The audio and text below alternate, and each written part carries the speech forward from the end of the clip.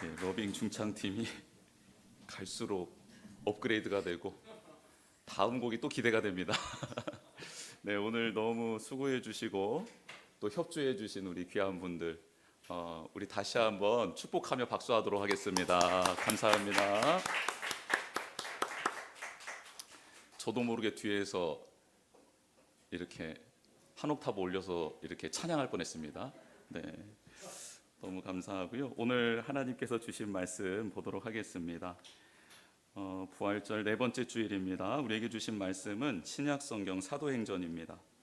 1장 6절에서 11절까지의 말씀입니다. 신약성경 186면에 있습니다. 사도행전 1장 6절에서 11절까지의 말씀, 우리 같이 한 목소리로 합독하겠습니다. 시작.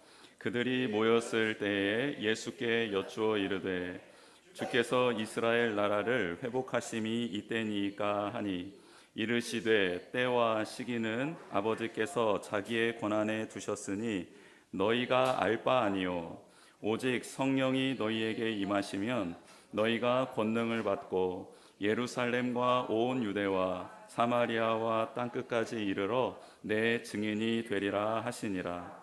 이 말씀을 마치시고 그들이 보는 데 올려져 가시니 구름이 그를 가리어 보이지 않게 하더라. 올라가실 때에 제자들이 자세히 하늘을 쳐다보고 있는데 흰옷 입은 두 사람이 그들 곁에 서서 이르되 갈릴리 사람들아 어찌하여 서서 하늘을 쳐다보느냐. 너희 가운데서 하늘로 올려지신 이 예수는 하늘로 가심을 본 그대로 오시리라 하였느니라. 아멘. 한 주간 잘 지내셨습니까? 네, 옆에 계신 분에게 한번 또 이렇게 앞뒤 계신 분에게 이렇게 인사하면 좋겠습니다. 잘 오셨습니다. 보고 싶었습니다. 네, 그리고 한 번 더 축복하겠습니다. 이 시간 하나님이 만나 주실 것입니다. 네, 교회에 와서 예배 드리는 것보다 더 중요한 게 있습니다. 무엇이냐면 주님을 만나고 하나님을 만나는 겁니다. 찬양을 통해서도 만날 수 있고요, 말씀을 통해서도 만날 수 있고, 우리 성도님들 안에서의 교제를 통해서도 만날 수 있고, 음식을 통해서도 만날 수 있고요. 만날 수 있는 방법은 참 많습니다. 하나님께서는 모든 상황 가운데 우리 가운데 임재해 주셔서 내가 너와 함께하고 있다라는 것을 보여주시길 원하시기 때문이에요. 여러분 정말 그 주님, 우리 지난 시간에 말씀드렸잖아요. 의심 제로의 영역이 있어야 한다. 그것은 부활하신 주님을 만나야지만이 그 부활하신 주님이 정말 사망 권세를 깨뜨렸다라는 이 사실에 대해서 의심 제로의 영역이 생길 수 있다라고 말씀드렸습니다. 이 의심 제로의 영역이 있어야 그 위에 견고한 집을 지어갈 수 있습니다. 제가 우리 아이들을 요즘에 위해서 기도하면서 특별히 중심적으로 기도하는 내용이 있습니다. 하나님, 견고한 믿음 위에 지식이, 건강이, 은사가, 능력이, 관계가, 물질이 쌓이게 하여 주옵소서, 이렇게 기도하고 있습니다. 만약 믿음이 없이 돈이 기초가 되어서 쌓여지는 것들은 금방 무너지고요, 지식이 기초가 되어서 쌓여지는 것도 마찬가지, 인간관계를 통해서 쌓여지는 것도 마찬가지입니다. 그러나 믿음이 반석이 돼서 그 위에 쌓여지게 된다면 흔들리지 않는 하나님의 영광뿐만 아니라 이 세상에 유익을 주는 다음 세대가 될 줄 믿습니다. 여러분, 우리는 지금 무엇을 기초로 신앙생활을 하고 사회생활을 하고 가정생활을 하고 있고 직장생활을 하고 있습니까? 여러분, 정말 신기한 것은 오늘 제가 하람빛 스타 아이들에게도 말씀을 전했는데요, 예수님이 만져봐라, 집어넣어봐라, 내가 너희 앞에서 먹어보마, 음식을 가져와 봐라, 다 확증시켜 주셨습니다. 그리고 마지막 승천하시기 전에 제자들을 만나 주셨는데 그때에도 예수님을 의심하는 자가 있더라고 성경은 말씀하고 있어요. 그래서요, 한 가지 희망적인 사실은 신앙생활 30년 40년 했어도 예수님이 믿어지지 않는 분들 있잖아요. 괜찮습니다. 지금까지 괜찮습니다. 그래서 저는 그 다음 말씀이 너무 궁금했어요. 그래서 예수님 어떻게 하셨지? 그래서 그 말씀을 봤더니 마태복음 28장에 나와 있습니다. 의심하는 제자들에게 야, 그럼 다시 한번 만져봐. 야, 다시 한번 먹을 것 가져와봐 라고 하지 않습니다. 이미 그것은 다 경험했기 때문입니다. 그런데 예수님이 이제 내가 너와 함께하는 것, 내가 살아났다라는 것을 네가 경험하는 방법 가르쳐 줄게 하면서 명령하셨던 게 있습니다. 예, 이제는 예수님이 만져봐라고 하면서 자신의 부활을 입증하는 게 아니고요, 이제 내가 내게 사명을 줄 테니 그 사명에 순종해봐. 그러면 내가 살아있음을 네가 느끼게 될 거야 라고 말씀해 주십니다. 그러면서 의심하고 있는 제자들에게 이렇게 말씀하십니다. 너희는 가서 모든 민족으로 제자를 삼아 아버지와 아들과 성령의 이름으로 세례를 주고 내가 너희에게 분부한 모든 것을 가르쳐 지키게 하라. 그랬더니 제자들이 띵 하는 거예요. 아니, 그걸 어떻게 하라는 겁니까 도대체? 근데 이 명령에 순종할 때 예수님이 그 다음 말씀을 하십니다. 내가 너희와 영원토록 함께 하겠다. 살아계신 주님이 영원토록 나와 함께하는 것을 느끼고 고백하고 그리고 경험할 수 있는 길이 그 주님의 말씀 앞에 순종하는 것으로 예수님이 대처하시다라는 거예요. 사랑하는 성도 여러분, 눈에 보이는 예수님을 만질 수 없습니다. 이제는 만날 수 없어요. 육체적으로 커뮤니케이션을 할 수 없습니다. 재림 때에는 가능합니다. 왜냐하면 오늘 올라가신 그대로 재림하신다고 했잖아요. 육신을 입고 계셨던 예수님이 그대로 올라가신 듯, 그리고 육신을 입고 그렇게 예수님이 영광 중에 다시 오실 것입니다. 그때는 예수님을 만질 수 있습니다. 그때는 예수님과 포옹할 수도 있습니다. 그때는 예수님의 못 잡은단 그 손, 죽임당하신 어린 양을 만날 수 있습니다. 그런데 그 전까지는 우리는 어떻게 만날 수 있나? 예수님을 말씀 앞에 순종하면 됩니다. 사랑하라라는 말씀 앞에 사랑할 수 없는 이를 사랑하게 될 때 살아계신 부활하신 예수 그리스도를 만나게 된다라는 거예요. 사랑하는 성도 여러분, 이런 은혜가 우리 가운데 있기를 주님의 이름으로 축복합니다. 사도행전은 그렇게 예수님을 경험한 자 누가라는 사람이 기록을 했습니다. 이는 누가는 이방인 개종자입니다. 의사였던 누가는 바울의 2차 전도 여행에 동행을 하다가 잠시 떨어졌다가 다시 3차 전도 여행에 바울과 함께 동행했던 사람입니다. 그는 1차 바울이 투옥했을 때, 2차로 로마에 투옥했을 때 모든 시간을 함께 보냈습니다. 신학자들은 누가가 바울의 주치의로 활동했을 것이다 라고 보고 있습니다. 바울이 여기저기 얻어 터진 데가 되게 많잖아요. 많이 씁니까? 적습니까? 저는 사도 바울처럼 하나님 부르시기 전까지 여러 통증에 시달렸던 사람은 없을 거라고 봐요.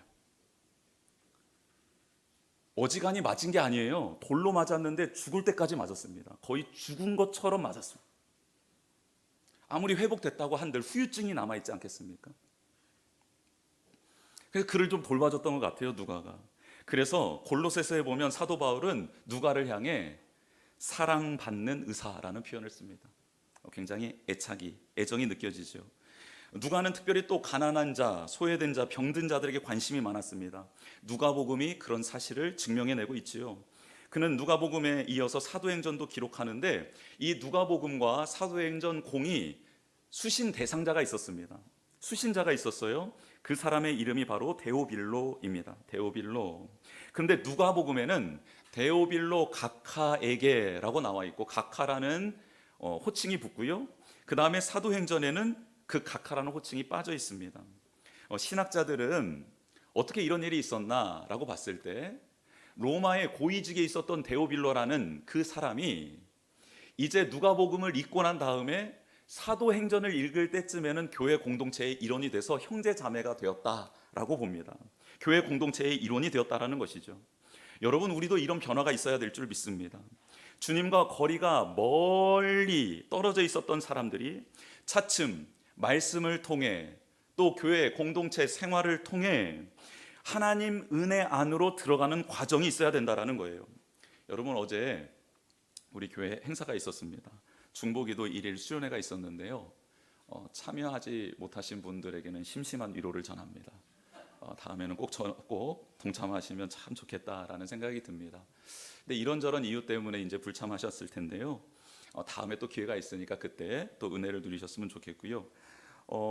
어제 그 1일 수련회를 통해서 이제 빌립보서 말씀을 통독했습니다. 그리고 그 말씀을 나누고 읽고요. 그 다음에 내 인생의 찬양이라는 시간을 가졌습니다. 내 인생을 뒤돌아봤을 때 하나님이 내게 주신 찬양이 있지 않겠습니까? 그 찬양으로 회복도 되고 치유도 되고 또 힘도 얻었을 때가 있었을 겁니다. 그래서 그 찬양을 한 곡 골라서 우리 같이 그 은혜를 나누고 같이 부르는 시간이 있었습니다. 그런데 정말 너무 큰 감동이었습니다. 그 찬양의 가사 하나하나가 구절들이 살아서 그 앞에 계신 분을 치유하고 또 같이 부르고 있는 우리를 치유해 주시는 은혜를 누렸습니다. 큰 위로를 받게 되었습니다. 그 성도님들이 찬양을 부르는데 정말 하나님의 선하심과 인도하심이 그의 표정과 삶의 고백, 그의 입술의 고백을 통해 드러나더라고요. 너무너무 좋았습니다. 여러분, 인생곡 없으신 분들 한 곡씩 이렇게 좀 마련하셨으면 좋겠다라는 생각 듭니다. 기도하셨으면 좋겠습니다. 하나님, 제가 어떤 순간에도 이 찬양을 부른다면 그 하나님의 임재를 느낄 수 있도록 그런 찬양 한 곡 주십시오. 어떠한 상황 속에서도 주님을 의지할 수 있는 찬양 한 곡 주십시오. 시험 중에도 하나님을 바라볼 수 있는 찬양 한 곡 주십시오라고 기도하고 다음에는 우리 전 교인이 한번 불러봤으면 좋겠어요. 너무너무 좋더라고요. 찬양 중에 거하시는 하나님, 찬양이 곡조 붙은 기도가 되어 하나님 보좌에 상달되는 은혜의 시간이었습니다. 성도님들은 그 찬양으로 하나님께 더 가까이 나아가게 된 것이죠. 너무너무 귀한 시간이었습니다. 마지막 시간에는 함께 중보하는 시간을 가졌습니다. 어느 누구도 위로해 줄 수 없는 문제를 나누었습니다. 하나님만이 해결해 주실 수 있는 아픔을, 그런 상황을, 영적인 상태를 나누었습니다. 그리고 이제 기도하려고 하는데 성령님께 이 자리를 위해서 기도하라고 같이 기도했습니다. 저도 기도했습니다. 그런데 기도하다가 기도 제목 한 가지를 더 나누었습니다. 왜냐하면 하나님께서 감동을 주셨기 때문이에요. 사진으로 다 보셨겠지만 의자를 다 뒤로 부르고 여기 안에 의자를 이렇게 동그랗게 뒀습니다. 그리고 가운데 빈 의자를 하나 뒀습니다. 그래서 그 빈 의자로 한 사람 한 사람을 초대해서 그가 나눠준 기도 제목을 가지고 함께 기도해 주었습니다. 그런데 그 전에 제가 기도하는데 그 자리에 꼭 부활하신 예수님이 앉아 계시는 것 같은 거예요. 그 예수님이, 부활하신 예수님이 우리 성도님들 한 분 한 분을 그 무릎에 앉히시고 그 품에 안아주시면서 위로해 주시고 치유해 주시겠다라는 확신이 제 마음에 들었습니다. 그래서 우리 성도님들이 기도 제목을 나누고 그 자리로 나아갈 때 제가 이렇게 멘트했습니다. 주님의 품으로 나아가십시오. 이렇게 멘트를 했습니다. 정말 주님의 품 안에서 치유될 수 있고 회복될 수 있잖아요. 저희에게 무슨 능력이 있습니까? 없습니다. 그러나 그 시간을 통해, 기도의 시간을 통해 우리 성도님들은 주님 곁으로 한 걸음 더 나아가게 되더라는 것이죠. 각하라는 호칭이 사라졌습니다. 형제, 자매가 되는 은혜가 데오빌로에게, 그리고 누가에게 일어난 것이죠. 그런데 그런 은혜가 우리에게도 일어났으면 좋겠습니다. 목사라는 타이틀 내려놓고, 권사라는 타이틀 내려놓고, 직분자 리더십의 타이틀 내려놓고 형제 자매가 되어 그 하나님을 예배하고 찬양하고 그 품에 안기는 어린 아이와 같은 우리가 되기를 주님의 이름으로 축복합니다. 데오빌로는 하나님이라는 뜻인 데오스와 사랑을 뜻하는 필로스가 합쳐진 말입니다. 데오스 필로스, 그래서 데오빌로가 된 것입니다. 그래서 이 이름의 뜻은 두 가지로 해석 가능합니다. 하나님을 사랑하는 자, 혹은 하나님이 사랑하는 자라는 뜻입니다. 즉 우리에게 지금 이 귀한 말씀이 선포되고 있다는 거예요. 하나님이 우리를 사랑하고 계시잖아요. 우리 또한 하나님을 사랑하고 있지 않습니까? 그런 우리에게 주시는 말씀이기에 이 시간 하나님께 집중하며 성령님께 도움을 구하며 말씀을 받았으면 좋겠습니다. 누가는 성령의 감동으로 지금 데오빌로에게 또 우리들에게 말씀을 전하고 있습니다. 예수님은 고난받았지만 죽음을 이기고 부활하셨습니다. 그리고 확실한 증거를 제자들에게 보이셨습니다. 하나님 나라에 대해서 말씀해 주셨습니다라고 누가는 데오빌로에게 말을 하기 시작합니다. 여러분, 하나님 나라의 일에 대해서 40일 동안 예수님 말씀해 주셨습니다. 정성욱 교수님 말씀을 빌리자면 하나님의 나라는 어떤 질서가 있느냐, 자유 안에서의 순종이 있고 순종 안에서의 자유가 있다라고 교수님은 말합니다. 에덴 동산에서 하나님은 통치 질서를 알려주셨는데요, 동산 각종 나무의 실과는 내가 임의대로 먹되 선악을 알게 하는 나무의 열매는 먹지 마라 라고 말씀하셨다라는 거예요. 그렇죠. 여러분, 임으로 먹는 것은 뭡니까? 자유입니다. 자유. 그러나 선악을 알게 하는 나무의 열매는 먹지 말라라는 것은 뭐지요? 순종하라는 것이죠. 즉 자유 속에서 하나님 아버지 앞에 순종하는 게 하나님 나라의 질서입니다. 그런데 사탄의 유혹으로 말미암아 인간의 범죄함으로 말미암아 이 하나님 나라의 질서가 깨져버린 것입니다. 그래서 예수 그리스도는 이 땅에 오셔서 그 깨져버린 하나님의 나라를 회복시켜 주신 거예요. 그래서 예수님은 어떻게 사셨습니까? 예수님의 충만한 자유 의지를 가지고 하나님의 말씀 앞에 순종하셨습니다. 그래서 예수님의 삶을 통해 하나님의 나라가 세워졌고 예수 그리스도를 믿는 자는 이제 갇힌 자에서 자유로워지고 이제는 사탄의 족쇄에서 해방되어서 자유롭게 하나님 말씀 앞에 순종하는 자가 되게 되었다라는 것이에요. 할렐루야. 이게 바로 예수님이 우리에게 주신 하나님 나라의 회복입니다. 억지로 하는 게 아닙니다. 자발적으로, 기쁨으로, 감격으로 하나님 앞에 순종하는 자가 되는 것입니다. 이게 하나님 나라의 법칙이고 질서이기 때문입니다. 여러분, 우리 억지로 신앙생활 하지 않았으면 좋겠습니다.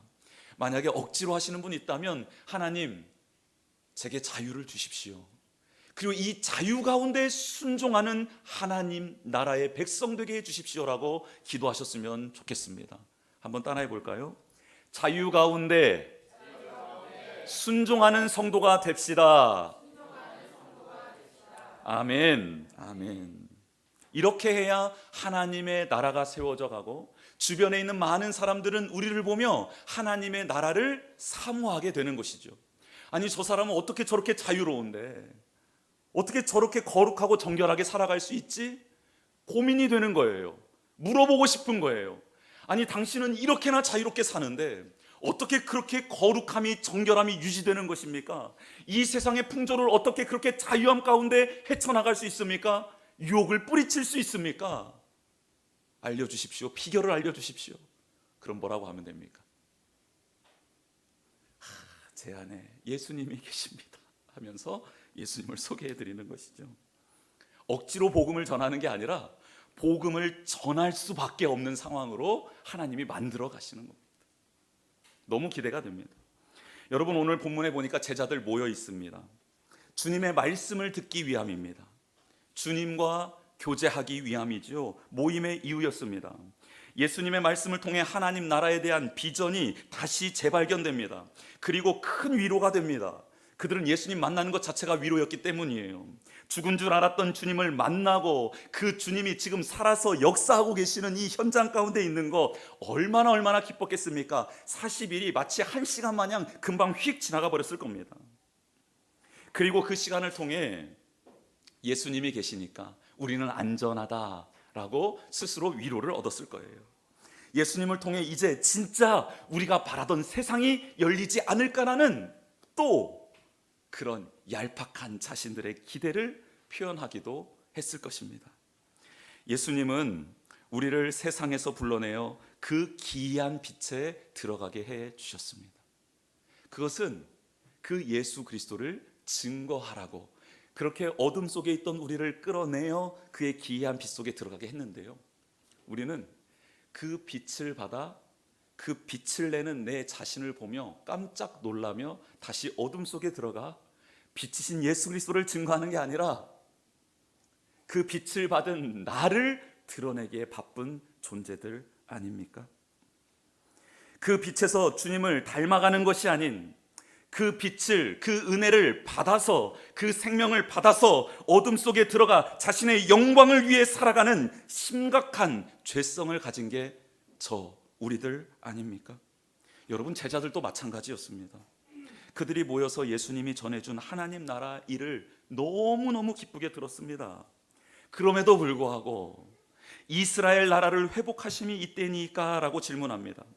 여러분이 회복하다라는 단어는 미래를 나타낼 때 쓰는 것 아닙니까? 회복되어지다 라고 할 때 말하는 것 아닙니까? 그런데요, 이 미래를 나타내는 회복되다라는 이 말이 원문에는 현재형으로 쓰였습니다. 즉 지금 제자들은 당장 이 나라가 회복됩니까? 정치적으로 독립됩니까? 예수님이 왕이 되십니까? 라고 지금 묻고 있다라는 것입니다. 제자들은 이스라엘이 정치적으로 독립되고 그리고 새로운 나라 세워질 때 하나님, 우리 다시 예전에 꿈꾸던 것 이제 꿈꿀 수 있습니까? 라고 묻고 있었던 것이지요. 여러분, 정말 이 제자들의 속성 언제쯤 사라질까요? 우리들의 이 속성 언제쯤 해결될까요? 우리도 이런 실수할 때가 너무 많이 있지 않습니까? 하나님 나라가 세워지는 것을 원하지만 그 안에 나의 나라도 나의 왕국도 한켠에는 좀 있었으면 하는 마음이 우리 가운데 있지 않습니까? 예수님은 그런 제자들에게 우리를 향하여 이렇게 말씀하십니다. 때와 시기는 아버지께서 자기의 권한에 두셨다. 여러분, 이 때라는 단어와 시기라는 단어는 각각 다른 헬라어가 쓰였습니다. 때는 크로노스, 시기는 카이로스입니다. 크로노스는 역사적으로 흐르는 물리적인 시간을 나타내는 것이고요, 카이로스는 그 시간 속에 비집고 들어오는 하나님의 역사의 순간, 특별한 순간을 의미할 때 쓰는 단어입니다. 즉 인류의 역사와 마지막 때 이 모든 시간은 하나님의 주권 안에 있다라는 것이에요. 우리는 예수님께 종종 이런 질문을 많이 드립니다. 언제쯤이면 성공할 수 있을까요, 하나님? 언제쯤이면 잘 살게 될 수 있을까요? 언제쯤이면 행복해질 수 있나요? 언제쯤이면 그때를 물을 때가 참 많이 있지 않습니까? 그때 때문에 우리는 실수하고 넘어지곤 합니다. 왜냐하면 내 때에 이루어지지 않으면 실망하기 때문이죠. 그러나 예수님은 때에 대해서 묻지 말고 그때를 준비하는 사람이 되어라 라고 말씀하고 계십니다. 예수님은 혼인잔치 비유로 말씀해 주시지요. 신랑이 언제 오는지 아무도 알지 못한다. 그러나 신랑은 반드시 올 터이니 그때를 준비하는 슬기로운 사람들이 되거라 말씀해 주셨습니다. 여러분, 그때를 잘 준비하는 지혜로운 백성이 되기를 원합니다. 오늘 말씀에는 하나님의 때를 준비하는 자세가 나오는데요, 그것은 바로 성령님으로 충만해지는 것입니다. 성령 충만은 곧 말씀 충만을 의미합니다. 말씀을 읽는 것이고 깨달아지는 것입니다. 순종하는 것입니다. 이게 바로 성령 충만입니다. 그리고 복음을 모든 민족에게 전하는 이 일을 준비하라고, 그게 바로 준비되는 것이라고 말합니다. 복음은 가장 먼저 내게 전해야 합니다. 그리고 우리 가족들에게 매일매일 증거해야 합니다. 그리고 우리 지인들에게, 멀리 있는 사람에게까지도 복음은 증거돼야 하는 것이지요. 예수님은 정확하게 너희는 알 바 아니다, 너희가 신경 쓸 것은 때에 대한 게 아니라 그때를 준비하는 것이다 라고 정확하게 말씀해 주고 계셨습니다. 그렇습니다. 우리는 이제는 더 이상 때에 대한 고민하지 마십시다. 언제쯤 나아질까요가 아니라 성령 충만한 오늘 하루를 살기를 원합니다. 그 복음을 내 안에 적용하고 그 복음을 우리 가정 안에 충만케 하고 그 복음을 내가 살아가는 구석구석에 실현시키는, 그렇게 그때를 준비하는 사람이 되기를 주님의 이름으로 축복합니다. 예수님은 성령이 임하게 될 것이다 라고 말씀해 주십니다. 그때 두 가지 일이 일어나는데요, 첫 번째 권능을 받게 되고 두 번째는 증인이 됩니다. 여러분, 이 권능은요, 예수님이 성령님을 힘입는 권능을 뜻하는 단어입니다. 병을 고칠 때도요, 그리고 귀신을 쫓아내실 때도요, 하나님 나라를 세워가실 때도요 임했던 그 예수님에게 임한 권능이 동일하게 우리에게도 임한다라는 겁니다. 여러분, 성령님이 임하시면 권능이 임한다. 좋으세요, 안 좋으세요? 저는 너무너무 좋습니다. 너무너무. 그런데 딱 여기까지만 듣습니다. 권능이 임하는 것까지만 들어요. 그래서 권능이 임했는데 그 권능 가지고 누구의 배를 채우기 시작하는 겁니까?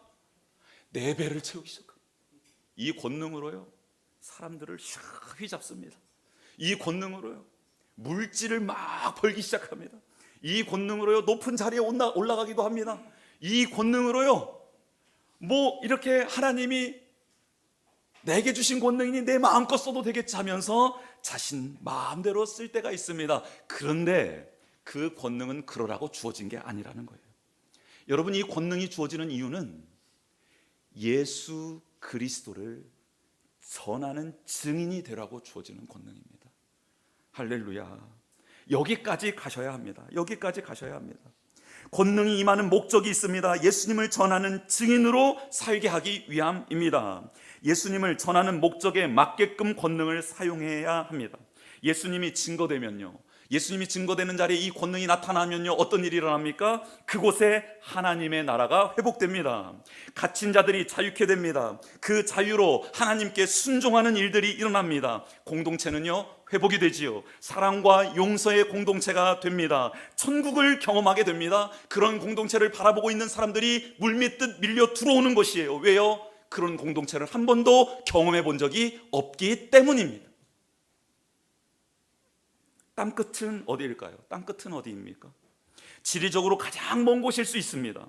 복음이 들어가지 못한 곳일 수도 있고요. 가깝게는요, 복음을 접하지 않은 영혼이 서 있는 그 곳이 땅끝이죠. 복음을 접했지만 떠나버린 영혼들이 있는 그 자리가 땅끝이라는 것입니다. 여러 해석이 가능하지만 결론은 그 자리까지 가는데 무슨 일이 일어나느냐라는 것이죠. 수많은 장벽이 허물어져야 합니다. 수많은 어려움을 넘어가야지만이 우리는 땅끝에 도달할 수 있습니다. 특별히 그 땅끝에 도달하기 위해서 가장 필수적인 요소는 무엇입니까? 자기를 내려놓는 것입니다. 자기를 내려놓지 않으면요, 우리는 결코 땅끝에 설 수 없습니다. 예수님의 증인은 예수님처럼 하늘 보좌를 버리고 내려와야 한다라는 거예요. 이게 성령님이 행하시는 가장 큰 능력이고 역사입니다. 성령님이 임하시면 큰 권능이 임한다 했잖아요. 그 권능 중에 가장 큰 권능이 자기 부인입니다. 자기의 자존심을 내려놓는 것입니다. 자기 의를 내려놓는 것입니다. 여러분, 이게 성령님이 오셔서 하시는 가장 큰 일입니다. 그래야 장애물을 넘어갈 수 있고 땅끝에 있는 영혼에게 찾아갈 수 있기 때문입니다. 이런 역사가 우리 가운데 일어나기를 주님의 이름으로 축복합니다. 어떤 분은요, 이런 분이 있어요. 누가 찾아올 때까지 기다리시는 분이 있어. 그렇죠? 그리고 찾아오지 않으면 이 교회는 사랑이 없어 하면서 또 이렇게 그런데요, 먼저 가면 서로 만나게 되고 또 서로 사랑하게 되고 또 서로 더 깊은 하나님의 사랑을 경험하는 관계로 변화될 줄 믿습니다. 다가오기를 기다리지 말고요, 한 걸음 다가가 보시면 좋겠습니다. 그게 바로 성령님이 주시는 능력이라는 거예요. 할렐루야. 그렇다고 경계를 원하는 사람을 막 경계 넘어가서까지 침투하지는 마십시오. 그것은 예의가 없는 겁니다. 딱 또 경계를 원하는 분들은 그 경계선에서 언저리에서 이렇게 왔다 갔다 하시며 그 문을 열 때까지 또 기다려 주시는 것도 또 하나의 우리의 삶의 모습이어야 될 것 같습니다. 이 말씀을 마치고 예수님 올라가십니다. 승천하십니다. 놀라운 장면이죠. 신비입니다. 그러나 이는 너무나 당연한 것입니다. 왜냐하면 예수님이 이 땅에 오실 때도 동정녀 마리아에게서 나셨잖아요. 신비 가운데 오셨습니다. 그리고 신비 가운데 승천하시죠. 그리고 신비 중에 다시 오실 것입니다. 여러분, 예수님이 태어나시고 부활 승천하시고 다시 오시는 것은 모두가 다 하나님의 거룩한 능력 안에서 이루어지는 것이죠. 그래서 오늘 구름이 등장합니다. 이것은 신적 능력, 신적 파워를 상징하는 것입니다. 예수님, 우리는 때로는 친구처럼 찾아갈 때도 있습니다. 그러나 그 예수님이 전능하신 하나님이시라는 사실도 잊지 마십시오. 하나님을 그래서 우리는 경외해야 합니다.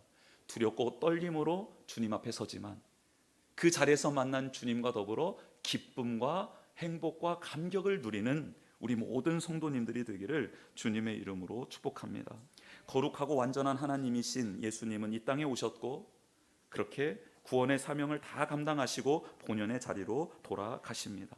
제자들이요, 하늘을 쳐다보고 있습니다. 여러분, 우리라도 쳐다보고 있지 않겠습니까? 계속 응시하고 있습니다. 쳐다봤다라는 뜻이요, 계속 쳐다보고 있었다라는 거예요. 계속 뚫어져라 응시하고 있었다라는 겁니다. 여러분, 왜 계속 쳐다보고 있었을까요? 제자들에게는 변화산 체험이 있잖아요. 그렇죠? 변화산 체험이 예수님이 돌아가시고 난 다음에 이제 회자됐을 것 아닙니까? 그렇죠. 그리고 난 다음에 제자들은 기대했던 거예요. 왜요? 변화산에서도 구름에 가려졌었던 예수님이 다시 등장하셨거든요. 그래서 이렇게 설마 이렇게 끝일까? 이런 생각한 겁니다. 예수님이 설마 우리를 그냥 이렇게 내버려두고 가신다고? 또 사라지신다고? 아니야, 아닐 거야. 죽음 이후에 부활하신 예수님은 영원토록 우리와 함께 하신다고 했잖아. 그러니 살아계신 그 모습 그대로 계실 거야 라고 하면서 야, 되게 멋지시다 예수님. 이런 것도 하실 수 있구나. 언제 나타나시지 하고 기대하고 있었다라는 거예요. 설마 이게 끝이 아니겠지. 예수님 우리는 더 필요한데, 예수님 우리와 함께 하셔야 되는데 어디로 가셨지? 다시 오세요. 예수님이 필요해요. 우리를 이대로 두지 마세요. 아마 속으로 이랬을지도 모르겠습니다.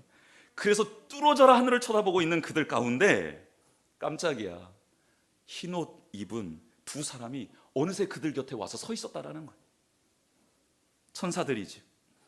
그리고 그들이 그렇게 멍하니 하늘을 바라보고 있는 제자들에게 이렇게 말합니다. 갈릴리 사람들아. 여러분, 제자들이라고 부를 수도 있고 사도들이라고 부를 수도 있는데 왜 갈릴리 사람이라고 불렀을까요? 지난번에 말씀드렸습니다. 갈릴리는 영적으로 소외된 곳, 보잘것이 없는 지역이었죠. 그곳에 예수님 찾아가셔서 그들을 불러주셨어요. 그들에게 은혜를 베풀어 주셨습니다. 본래는 선택받을 수 없는 백성들, 멸망당할 백성들이었지만 그들이 예수 그리스도를 만나고 하나님 자녀가 되고 하나님의 권능을 받게 되고 은혜를 입은 사람들 되지 않았습니까? 그런데 그들을 예수님께서는 그렇게 홀로 두시지 않고 함께 하시겠다라고 약속까지 해주셨습니다. 그렇다면 이제 제자들은 어떻게 돼야 되는 거죠? 여러분, 이제 새롭게 되어야 합니다. 새롭게. 이전의 제자가 아닌 새로운 제자가 되어야 합니다. 말씀을 듣기만 하는 자가 아니라 이제는 행하는 자가 되어야 합니다. 부활하신 주님을 만나고 들었으니 이제는 그것을 전하는 증인이 되어야 했습니다. 그런데 계속해서 하늘만 쳐다보고 있는 거예요. 여러분, 하늘만 쳐다보는 사람이 되어서는 안 됩니다. 여러분, 누가는 초대교회 당시 성도들의 현실을 적나라하게 고발하고 있는 부분이기도 합니다. 재림하실 예수님만 기다리면서 아무것도 안 하고 있었던 초대교회 성도들이 있었기 때문입니다. 예수님 다시 오신 다음에 그냥 예수님만 기다리면 되지, 뭐 굳이 예수님을 전할 필요가 있을까? 그런 거룩한 삶을 살 필요가 있을까? 예수님 다시 오시면 끝나는데, 예수님 다시 오시면 영접해 주신다 했는데 예수님 기다리자, 이런 사람들이 있었다라는 거예요. 여러분, 그런데 그런 사람들은 제자가 아니라 그냥 갈릴리 사람들입니다. 갈릴리 사람에게 성령님이 임하셔야 되는 거예요. 하나님이 맡겨주신 사명을 감당해야 합니다. 그때 부활하신 주님을 경험할 수 있기 때문입니다. 이제 하늘만 멍하니 쳐다보는 그런 갈릴리 사람이 아닌 사명자로 살아가며 하나님 보좌를 바라볼 수 있는, 그 부활하신 주님과 동행하는 체험이 있는 사랑하는 성도님들이 되시기를 주님의 이름으로 축복합니다. 이 시간 찬양하며 나아가겠습니다. 주보의 내용 한번 채워볼게요. 어제보다 오늘 더 예수님을 사랑하는 성도가 됩시다. 다시 오실 예수님을 만날 준비를 하는 성도가 됩시다. 성령님으로 충만하여 갈릴리 사람에게 복음의 증인으로, 갈릴리 사람에서 복음의 증인으로 변화되는 성도가 됩시다. 우리 마라나타 찬양하면서 기도하도록 하겠습니다.